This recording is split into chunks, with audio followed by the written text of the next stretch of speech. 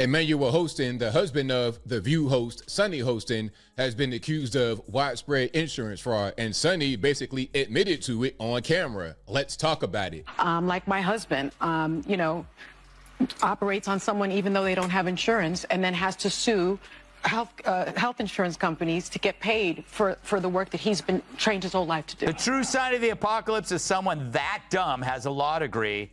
So that makes Sunny Hostin, who thinks climate change caused the solar eclipse, the dumbest of them all. Sunny Hostin just got caught in a legal whirlwind. And guess who's having a field day?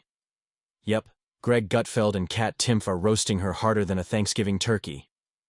With that subpoena hanging over her husband's $450 million fraud case, the punchlines are piling up faster than those alleged offshore accounts. Stay tuned, because what Gutfeld and Timpf just said will have you questioning both reality and your lawyer.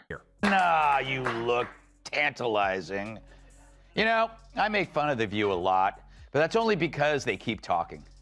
Because COVID also taught Sunny Hostin how to get her groceries delivered. 3 years, that's when I discovered Instacart, and I give them a big tip because they don't always pay their people well, and it's so that's been an issue, I think, for the company. But man, you can get toiletries, you can get fire logs. Fire logs? She had to tell the audience that she tips big because even she knows she sounds insufferable. Dr. Emmanuel Manny Hostin, an orthopedic surgeon and husband of The View co-host Sunny Hostin, is accused in December lawsuit fraudulently billing insurance. By the way, this is a Daily Caller story I'm reading.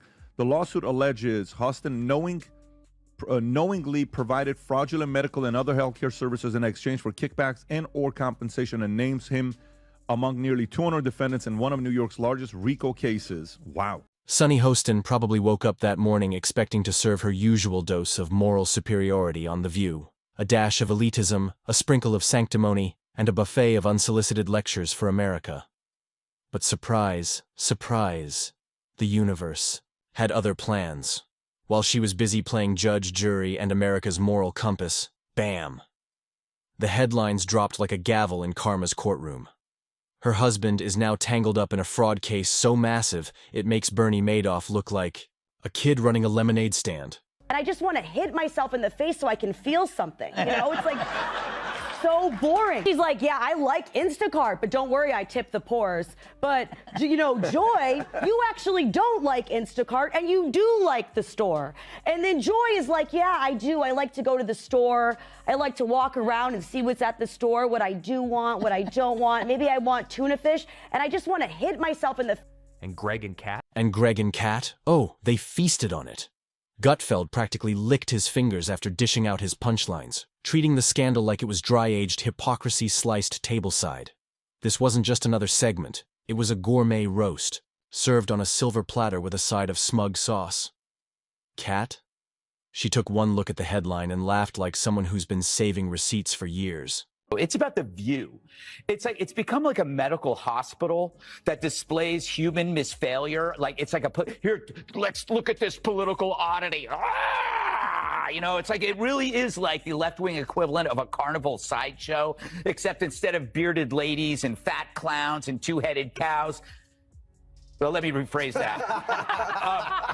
But The View is a victim of the sunk cost fallacy. You know, how can you now speak the truth and when for years you've been telling lie after lie after lie? Now you're carrying this big bag of rocks around you because it's too harmful for their ego to admit that we really were dishonest. And they could be honest. All they would have to say is, look, we hate Trump so much.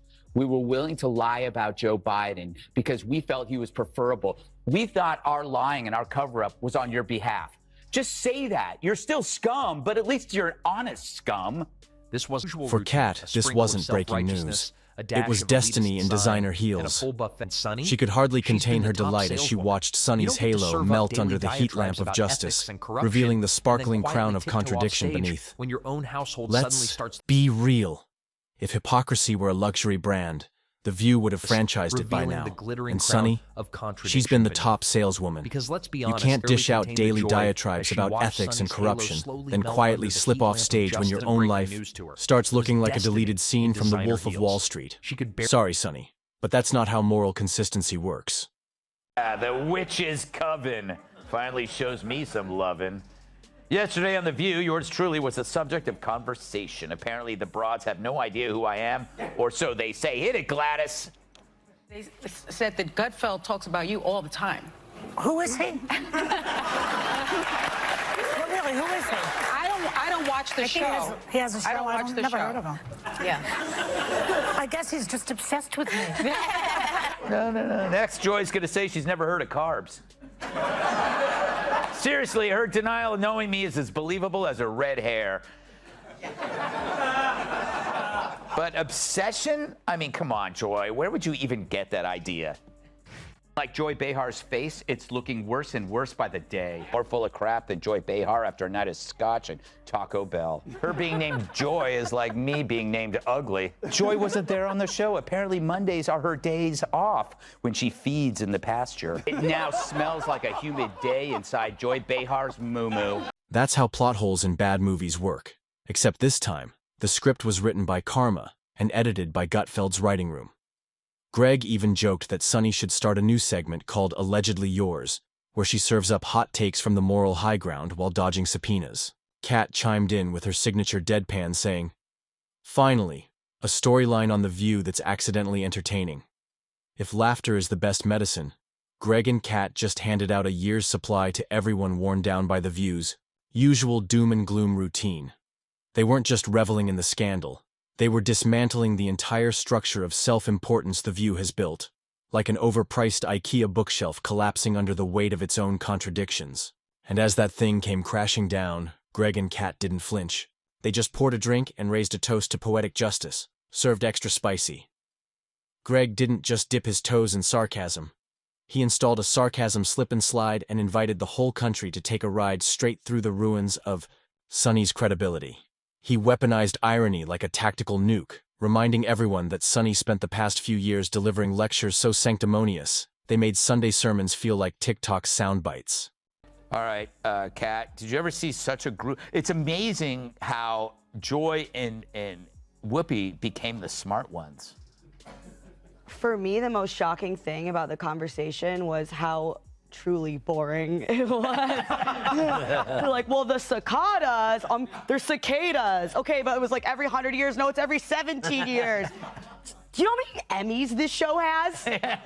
31. 31 Emmys. This show has 31. I mean, I'd hate to see the conversations that don't make headlines. Now, Sunny's entire moral brand was sinking faster than a View panelist trying to explain economics without cue cards. Greg strutted through the mess like a cat that knocked over a priceless vase and then blamed the dog. And Kat? She looked like she was having the time of her life watching the empire of self-righteousness crumble in real time. She didn't even blink, just leaned back with that signature half-smirk that practically said, "Oh, this is going to be fun." Her disdain for The View is so thick it should have its own tax bracket. And Sunny? Well, she's just the latest cautionary tale in a long line of public figures who thought moral superiority came with diplomatic immunity. Kat laid it out like a science fair project gone wrong. "Observe," her tone implied, as she dissected how one woman's decades-long ethics cosplay collapses when real-life accountability knocks on the door like a repo man with a clipboard. She even mocked The View's on-air tone, that odd blend of brunch gossip and courtroom theatrics, by suggesting a new segment title, Financial Crimes and Finger Wagging, a guide to having it both ways.